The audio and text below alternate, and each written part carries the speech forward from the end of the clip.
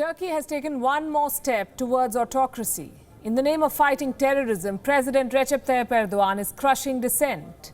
He has brought in a new law, a law that enables his government to control the civil society in his country. Now, this law seems to be inspired by the Chinese Communist Party. It gives the government more control over civil society groups like NGOs. It was approved by the Turkish Parliament on Sunday. It allows the Interior Ministry of Turkey to appoint officials at NGOs. The ministry can halt a group's activities. It can order random inspections. It can also control and limit their fundraising activities. The Turkish Interior Minister basically has unprecedented powers now. He can shut down a group whenever he wants to without giving it a chance to appeal. How does Turkey justify all of this while calling itself a democracy? By saying that this law will help the government fight terrorism. That is their excuse. Why now? Why does Turkey need this particular law right now? Because it is under pressure. The Financial Action Task Force, the FATF, the global terror funding watchdog, released a report last year, a report that had a specific warning for Turkey. It said that there were, and I'm quoting, there were serious shortcomings in Turkey's approach towards combating money laundering and terror financing.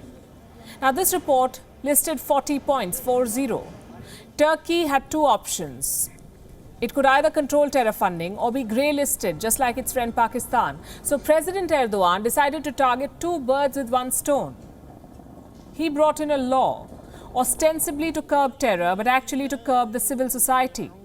This law has 43 articles. It changes 7 Turkish laws. Now, we don't know if this is good enough for the FATF, but it's certainly very good news for Erdogan because it gives him more control.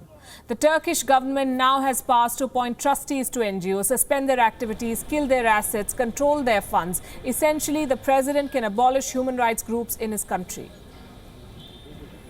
President Erdogan has done this before, by the way. Used terrorism as an excuse to crush the opposition. It began after the attempted coup of 2016. More than 500,000 people had to face legal proceedings. Thousands of journalists, lawyers and opposition politicians were put behind bars.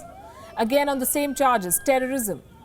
The crackdown destroyed civil society. Hundreds of NGOs were shut down by an executive decree. The purge included NGOs that were delivering vital supplies to Syrians across the border, those who were internally displaced by the war, and more than 3 million Syrian refugees who were being hosted by Turkey.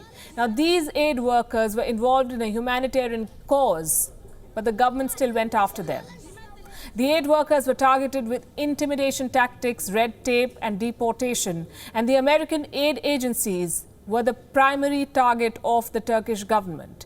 Groups like the Mercy Corps and International Medical Corps were expelled from Turkey. By the end of 2016, around 375 NGOs were shut down.